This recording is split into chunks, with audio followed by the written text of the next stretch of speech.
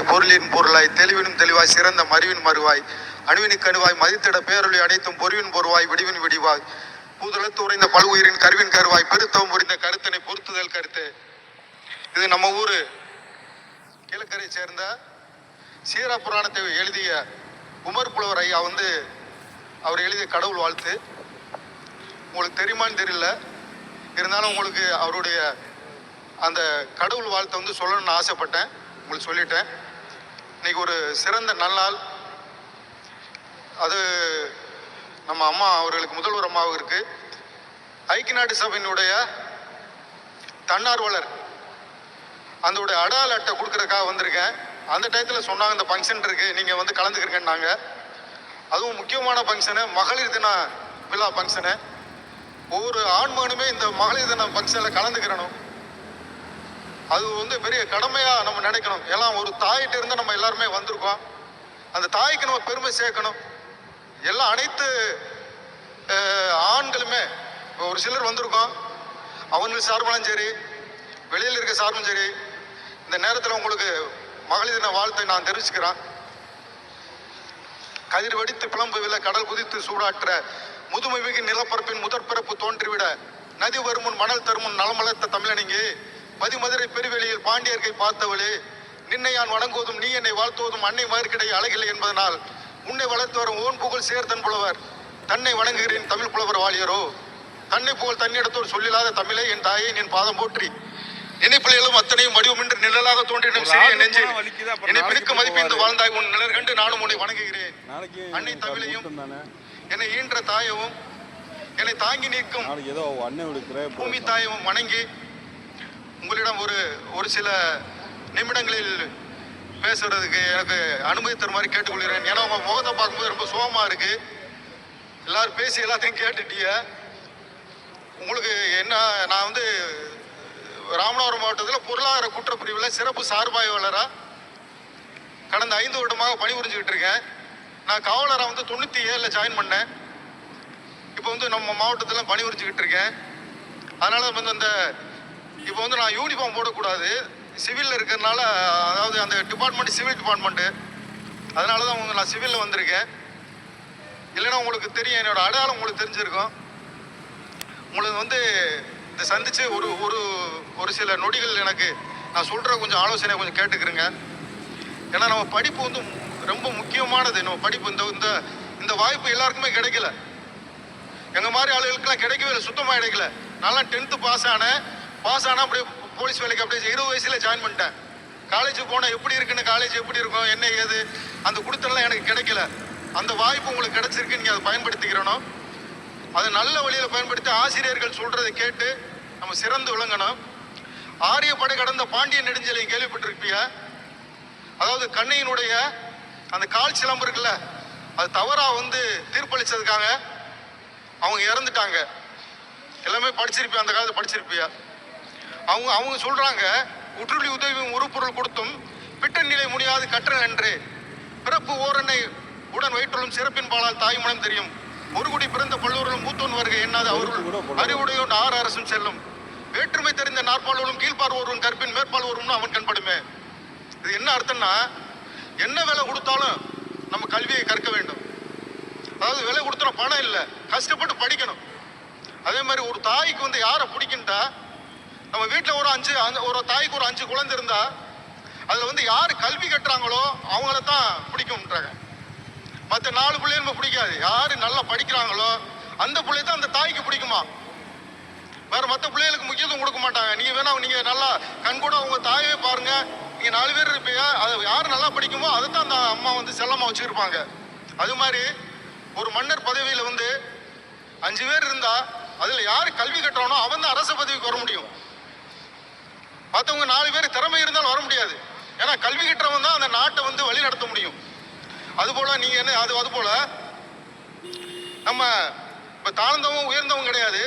அப்படியே தாழ்ந்தவனா இருந்தாலும் நீ படிச்சு மேல வந்துட்டேன்னா அந்த உயர்ந்தவனாலும் போற்றப்படுவானா. இவன் இந்த தாழ்ந்தவன் இருக்கான் பாருங்க, அவன் உயர்ந்தவனாலும் போற்றப்படுவான். அந்த அளவுக்கு கல்வியினுடைய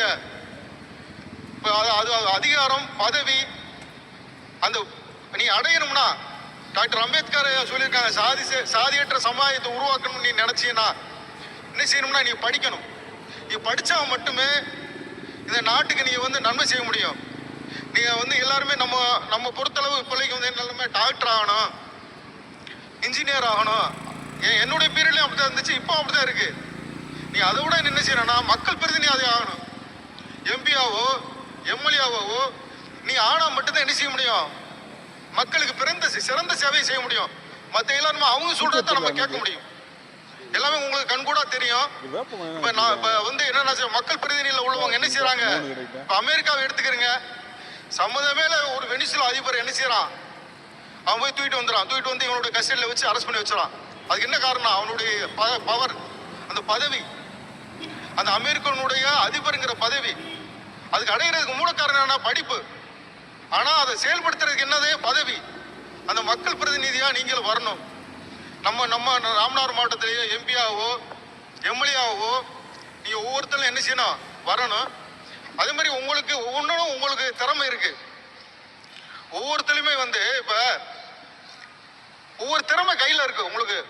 இப்ப கண் ரேகை இருக்கு பாருங்க, கண்ணோட அந்த கருவியில் இது ஒவ்வொருத்தருக்குமே மாறுபடும். அதே மாதிரி கை ரேகை வந்து ஒவ்வொருத்தருக்கும் மாறுபடும். அது மாதிரி உங்களுக்கு ஒவ்வொருத்தருக்கும் ஒரு திறமையை வந்து இறைவன் படைச்சிருக்கான். அதை வந்து உங்களுக்கு என்ன செய்யணும், அதை தெரிஞ்சுட்டு நீ அதுல வந்து முக்கியத்துவம் கொடுத்து நீ அதுல வந்து சிறந்து விளங்கணும். அப்பதான் வந்து நம்ம என்ன செய்ய முடியும். நம்ம ஐயா அப்துல் கலாம் ஐயா வாரிசுகள் வந்திருக்காங்க. அவங்க என்ன சொல்லிருக்காங்கன்னா, ஐயா வந்து என்ன சொல்லிருக்காங்கன்னா, பிறப்பு ஒரு சம்பவமா இருக்கலாம், ஆனா இறப்பு வந்து ஒரு சரித்திரமா இருக்கணும் இருக்காங்க. நீங்க ஒவ்வொருத்தருமே என்ன செய்யணும், அந்த சரித்திரத்தை நோக்கி போகணும். தேடி சோறு நிதந்தென்று பல சின்ன சிறு கதைகள் பேசுவோம். வாட துன்பங்கள் ஒன்று வாட பள்ளிகள் செய்தது நிறைய கூடி கிளப்ப பெறும்போது பெரும் கூட்ட தரும் கிரீனமாயினும் பல வேடிக்கை மனிதர் போல நீ வீழ்வான் என்று நினைத்தாய் என்றாங்க பாரதியார். அவங்க என்ன சொல்லியிருக்காங்க, அதாவது நம்ம உண்டதை சாப்பிட்டுட்டு விதி வந்தா சாவம்னு இருக்கக்கூடாது, நம்ம ஏதாவது சாதிக்கணும் அப்படின்னு இருக்காங்க. அது மாதிரி நீங்க ஒவ்வொருத்தருமே வந்து உங்களுடைய சாதனைகள் வந்து உங்கள்கிட்ட இருக்கு. நீங்க அதை என்ன செய்யணும்னா அதை தெரிஞ்சுக்கிட்டு நீங்க வந்து முன்னேறி வரணும். அதாவது உங்களுக்கு ஆண்டவன் இறைவன் எல்லாருக்குமே படைச்சிருக்கான், ஒவ்வொருத்தருக்கும் ஒவ்வொரு திறமை படைச்சிருக்கான். அது வெளியில கொண்டு வரணும். கொண்டு வந்தா மட்டும்தான் இந்த மேடையில நீங்க வந்து இன்னைக்கு நாங்க உட்கார்ந்துருக்கோம், நீங்க நாளைக்கு இங்க வந்து உட்காரணும்னா உங்களுடைய அந்த சக்தியை வெளிப்படுத்தணும். நான் என்ன செஞ்சுக்கிட்டு இருக்கேன்னா, இப்ப என்னுடைய பணி போக மரக்கன்று நட்டுக்கிட்டு இருக்கேன். நம்ம ராமநாதபுரம் மாவட்டத்துல என்னால முடிஞ்ச இடத்துல வந்து மரக்கன்று நட்டுக்கிட்டு இருக்கேன். இப்ப ஏன்னா பூமி இப்ப வெப்பமாகிட்டு இருக்கு. பூமி வெப்பமாகுது. அந்த வெப்பமாகறத வந்து என்ன செய்யணும்னா நம்ம குளிர்ச்சி ஆக்கணும்னா வேற வழியே இல்லை, மரக்கன்று நடணும். நீ என்னடா ஒரு ஆள் நட்டு என்னடா செய்ய போறா அப்படின்னு மாதிரி எல்லாருமே நான் கண்டு நட்டுக்கிட்டு இருக்கும்போது பார்த்துட்டு போவாங்க. ஆனா வந்து நான் ஒரு ஆளா வந்து இந்த மாவட்டம் முழுமைக்கு நட்டு முழுமையா வந்து மரக்கன்று கொண்டு வர முடியாது, மரமாக்க முடியாது. ஆனா என்னுடைய கடமை வந்து என்ன செய்யணும், நான் இது யாரோ வச்ச மரத்தில் இன்னைக்கு ஆக்சிஜன் சுவாசிக்கிறேன்னா, நான் வச்ச மரத்தில் இன்னொருத்தர் 4 பேர் சுவாசிக்கணும். அந்த பறவைகள் வந்து தங்கணும், அது வாழ்விடமா, வேற வழியே இல்லை. பழைய மரங்கள்லாம் இப்ப என்னாச்சுன்னா எல்லாமே இறந்துகிட்டு இருக்கு, புதிய மரம் நடணும். அதனால வந்து என்ன செய்யறேன், என்னுடைய கடமையை நான் செய்யறேன். வங்காரி மாத்தான்னு ஒரு அம்மா கேள்விப்பட்டிருப்பேன், கென்யா நாட்டில் வந்து மரக்கன்று நட்டதுக்காக அவங்களுக்கு வந்து நோபல் பரிசு கொடுத்தாங்க. அப்போது அந்த அம்மா சொன்னாங்க, என்னையும் இதே மாதிரி தான் கேள்வி பண்ணாங்க, மரக்கன்று நடும்போது என்னை கேள்வி பண்ணாங்க. ஆனா நான் வந்து என்ன செஞ்சேன், அது வந்து நான் வந்து கடைசி வரை நான் வந்து மரக்கன்று நடுறதை நிப்பாட்டவே இல்லை.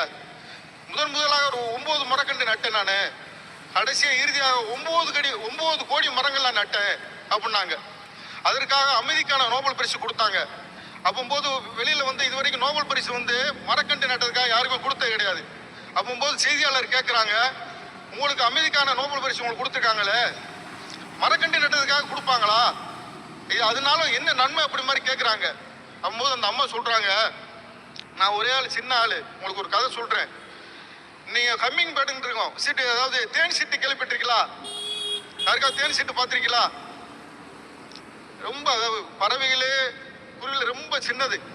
அந்த தேன் சீட்டு என்ன செஞ்சிருக்கு, காடு வந்து பட்டு எரிஞ்சுக்கிட்டு இருக்கு, காடு முழுமையாக எரிஞ்சுக்கிட்டு இருக்கு.